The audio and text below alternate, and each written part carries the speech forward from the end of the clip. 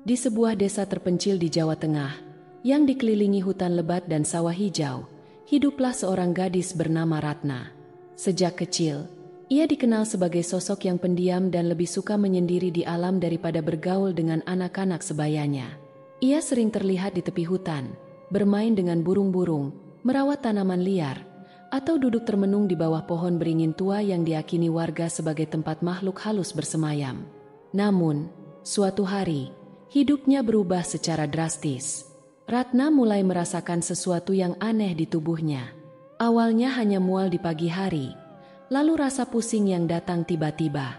Yang paling mengherankan, perutnya mulai membesar, seperti wanita yang tengah hamil beberapa bulan. Ibunya, Bu Sari, yang sehari-hari bekerja sebagai penenun kain lurik, terkejut saat menyadari perubahan drastis pada anak gadisnya. Ratna bukan gadis yang suka bergaul dengan lelaki manapun, apalagi sampai menjalin hubungan dekat. "Kamu kenapa? Perutmu seperti orang hamil," ujar Bu Sari dengan nada cemas.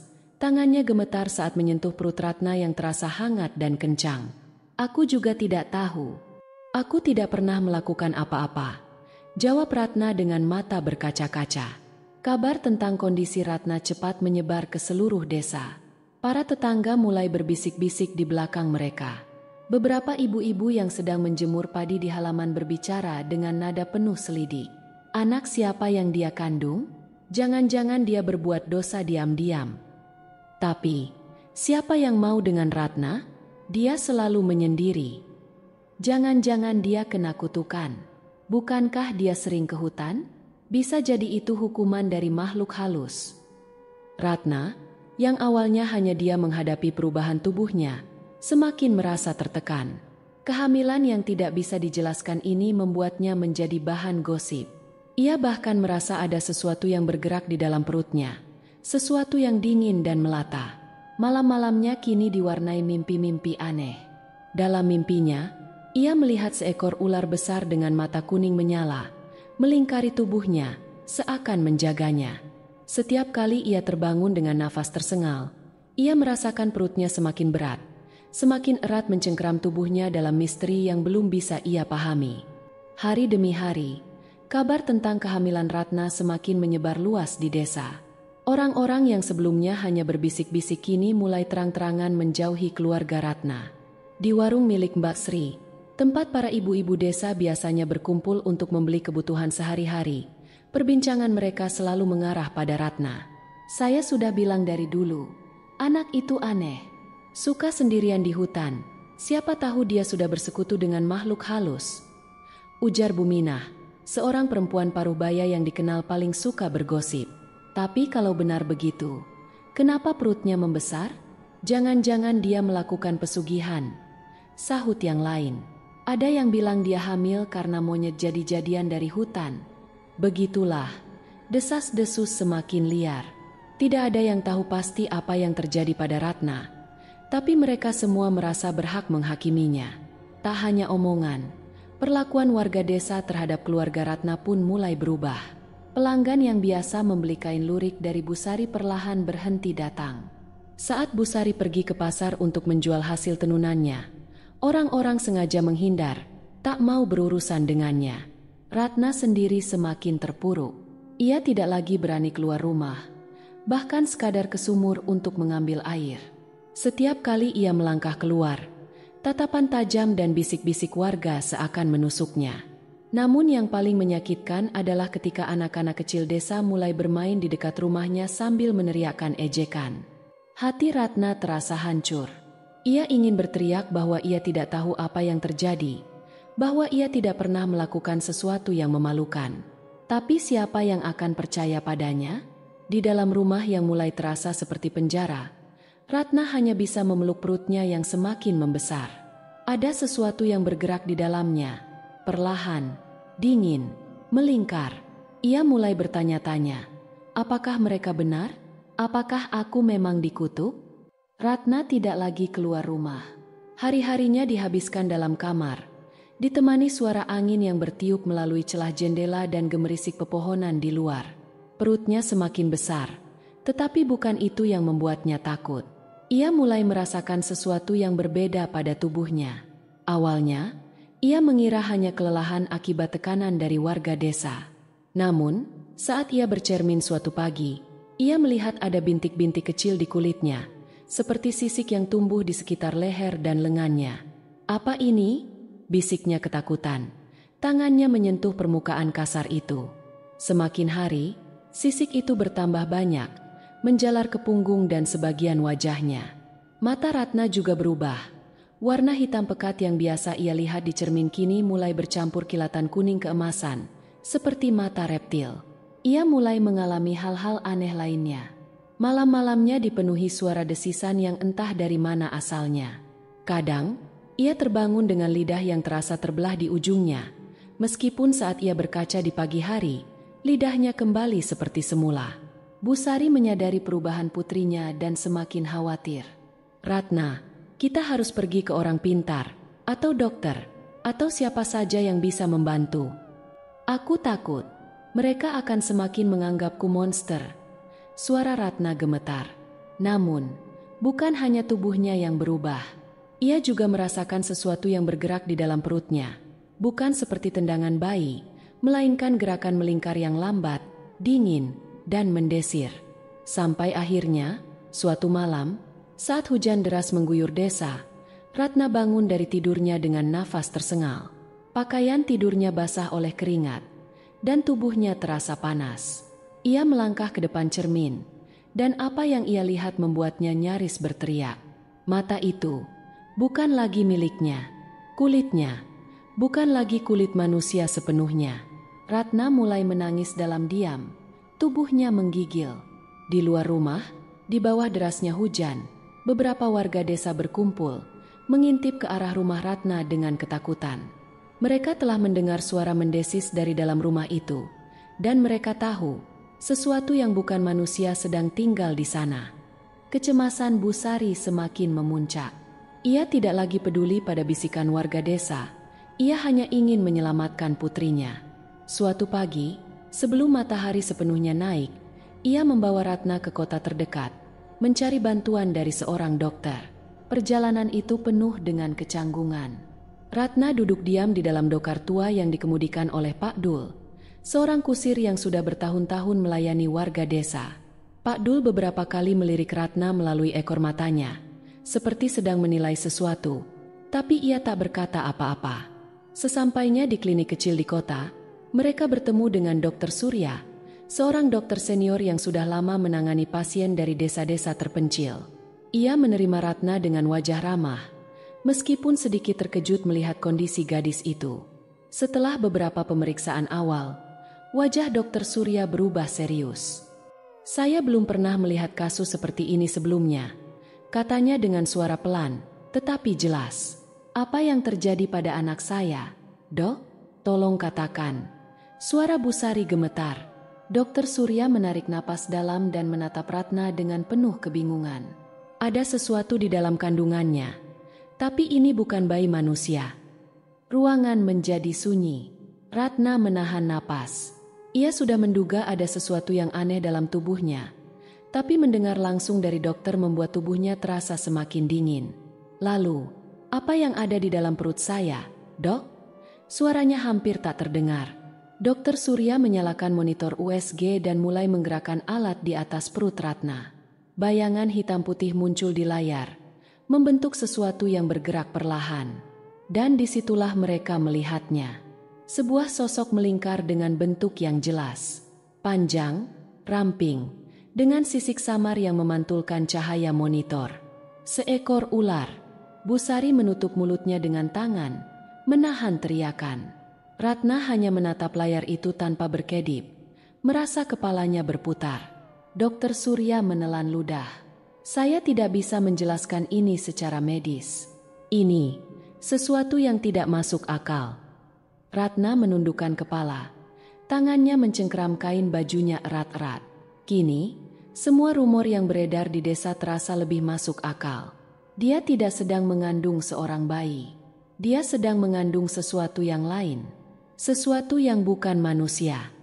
Perjalanan pulang dari klinik terasa lebih berat daripada sebelumnya. Ratna hanya duduk diam di dalam dokar. Wajahnya pucat, pikirannya kosong. Busari berulang kali melirik putrinya, ingin berkata sesuatu, tetapi tak ada kata-kata yang cukup untuk menenangkan Ratna. Sesampainya di rumah, kabar aneh itu sudah menyebar lebih cepat dari yang mereka bayangkan. Entah bagaimana, warga desa mengetahui bahwa Ratna mengandung sesuatu yang bukan manusia. Malam itu, seorang lelaki tua mengetuk pintu rumah mereka. Namanya Mbah Wijaya, seorang dukun tua yang selama ini jarang keluar dari rumahnya di pinggiran desa. Ia dikenal sebagai orang yang memahami hal-hal gaib dan mitos yang diwariskan turun-temurun. Busari membukakan pintu dengan waspada. "Mbah, ada apa malam-malam begini?" Mbah Wijaya melangkah masuk dengan tenang. Matanya tajam menatap Ratna yang duduk di sudut ruangan. Wajahnya tertunduk dalam bayangan lampu minyak. "Aku sudah mendengar apa yang terjadi." Suaranya dalam, seperti membawa sesuatu yang berat. Busari menelan ludah. "Mbah, tolong selamatkan anak saya." Mbah Wijaya tidak langsung menjawab. Ia berjalan mendekati Ratna, memperhatikannya dari dekat. Lalu, ia menarik napas dalam. "Ini bukan sekadar penyakit atau gangguan jin biasa," katanya akhirnya. "Ini kutukan. Kau telah menyentuh sesuatu yang tak seharusnya kau sentuh. Dan sekarang, kau menanggung akibatnya." Ratna mencoba mengingat. Ia memang sering ke hutan, sering berlama-lama di sana. Tapi, kutukan apa yang dimaksud Mbah Wijaya? Seolah membaca pikirannya, lelaki tua itu berkata, "Kau ingat sesuatu yang kau bawa pulang dari hutan?" Ratna membeku. Ingatan itu datang seperti gelombang. Seekor anak ular kecil, terluka, tubuhnya penuh luka goresan. Ia menemukannya tergeletak di tepi sungai di dalam hutan, menggigil dan hampir mati. Ia membawanya pulang. Ia merawatnya. Ia bahkan memberinya nama. Tapi suatu hari, ular itu menghilang begitu saja. Ratna menatap Mbah Wijaya dengan mata membelalak. "Anak ular itu." Suaranya bergetar. Mbah Wijaya mengangguk pelan. "Ular yang kau rawat bukan ular biasa. Ia adalah anak dari sang naga hutan, penjaga wilayah ini sejak ratusan tahun lalu. Ibunya mengira kau telah menculik anaknya, dan sebagai hukuman, ia telah menanamkan benihnya dalam tubuhmu." Ratna merasakan darahnya membeku. Busari terisak, tangannya menutupi mulutnya. "Tapi, Mbah, bagaimana cara menghentikannya?" Suara Ratna bergetar. Aku tidak bisa hidup seperti ini." Mbah Wijaya menatapnya lama sebelum akhirnya menjawab. "Satu-satunya cara untuk memutus kutukan ini adalah, kau harus mengembalikan apa yang telah kau ambil." Ratna menahan napas. Tapi bagaimana jika yang harus dikembalikan sudah berada di dalam tubuhnya? Ratna tidak bisa tidur malam itu. Kata-kata Mbah Wijaya terus terngiang di kepalanya. "Kau harus mengembalikan apa yang telah kau ambil." Tapi bagaimana caranya? Ia berusaha mengingat hari ketika ia menemukan anak ular itu di tepi sungai di dalam hutan. Ular kecil yang terluka, tubuhnya lemah, matanya memancarkan sesuatu yang berbeda, seperti kesedihan atau mungkin ketakutan. Saat itu, Ratna tak berpikir panjang. Ia membawanya pulang, merawatnya dengan penuh kasih. Ia memberinya makan, mengusap sisiknya, bahkan berbicara dengannya seolah itu adalah sahabatnya sendiri. Tapi sekarang, ia mengerti bahwa tindakannya telah membawa bencana. Keesokan harinya, Ratna memutuskan untuk kembali ke tempat di mana ia menemukan anak ular itu. Dengan langkah berat, ia berjalan ke hutan, ditemani Busari dan Mbah Wijaya. Pepohonan yang menjulang tinggi terasa lebih gelap dari biasanya, seolah mereka juga menyadari kehadiran sesuatu yang besar, sesuatu yang tidak ingin diganggu. Saat mereka tiba di tepi sungai, Ratna berlutut. Tangannya menyentuh tanah yang dulu menjadi saksi pertemuannya dengan anak ular itu. "Aku tidak tahu harus berbuat apa," bisiknya pelan. "Tapi jika kau bisa mendengarku, aku tidak bermaksud menyakitimu atau keluargamu. Aku hanya ingin membantu." Suara gemerisik terdengar dari semak-semak di seberang sungai. Mbah Wijaya langsung menegang. sementara Busari memegang tangan Ratna erat-erat. Lalu, dari balik bayangan pepohonan, sesosok makhluk perlahan muncul. Seekor ular raksasa, lebih besar dari yang bisa dibayangkan manusia biasa. Sisiknya berkilauan seperti emas yang disepuh cahaya matahari. Matanya tajam dan penuh kewaspadaan.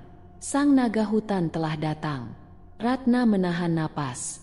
Tubuhnya terasa membeku, tetapi entah mengapa, ia tidak merasa ingin lari. Ular itu menatapnya lama, seolah membaca isi hatinya. Lalu tiba-tiba, sesuatu di dalam perut Ratna bergerak, lebih kuat dari sebelumnya. Ratna memekik, tangannya mencengkeram perutnya. Ia bisa merasakan sesuatu yang hidup di dalamnya, menggeliat dengan cara yang tidak seharusnya terjadi pada seorang ibu yang mengandung. Dia ingin keluar. Suara Ratna bergetar. Sang naga hutan mendekat. Tubuhnya melingkar di sekitar mereka dengan gerakan yang anggun namun menakutkan. Mbah Wijaya berbisik, "Ini saatnya. Jika benar anaknya ada di dalam tubuhmu, dia akan mengambilnya kembali." Ratna menggigit bibirnya. Apa yang akan terjadi padanya setelah ini? Akankah ia selamat? Tak ada waktu untuk bertanya. Perut Ratna semakin sakit, dan tiba-tiba, segala sesuatu di sekelilingnya menjadi gelap. Ratna terjatuh ke tanah, tubuhnya bergetar. Kegelapan yang menyelimutinya terasa lebih dari sekadar kehilangan cahaya. Ia merasa seperti terhisap ke dalam sesuatu yang lebih dalam, lebih tua, lebih menyeramkan. Suara-suara berdesis memenuhi udara, seperti bisikan yang datang dari dalam tanah. Ratna mencoba membuka matanya, dan yang ia lihat adalah sesuatu yang tak akan pernah ia lupakan. Ia berada di dunia lain. Di hadapannya, sang naga hutan berdiri tegak. Tubuhnya yang bersisik emas berkilauan dalam kegelapan. Namun kini, ia tidak sekadar ular biasa.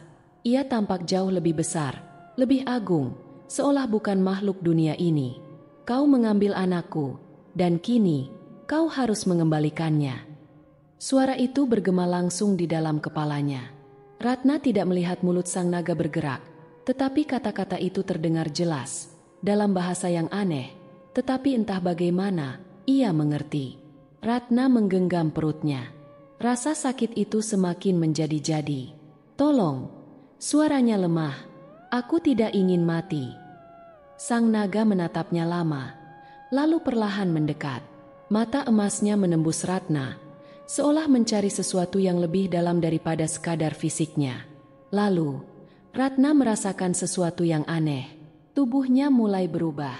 Sisik di kulitnya semakin banyak, tangannya menegang, dan dari dalam tubuhnya, sesuatu merangkak keluar, sebuah kekuatan yang bukan miliknya. Mbah Wijaya, yang masih berada di dunia nyata, melihat tubuh Ratna kejang hebat. Ia segera merapal mantra, mencoba menahan kekuatan gaib yang tengah mengamuk. "Busari, tahan dia!" Suara Mbah Wijaya menggema. Busari, meskipun ketakutan, segera meraih tubuh putrinya, menangis sambil berbisik, "Nak, bertahanlah."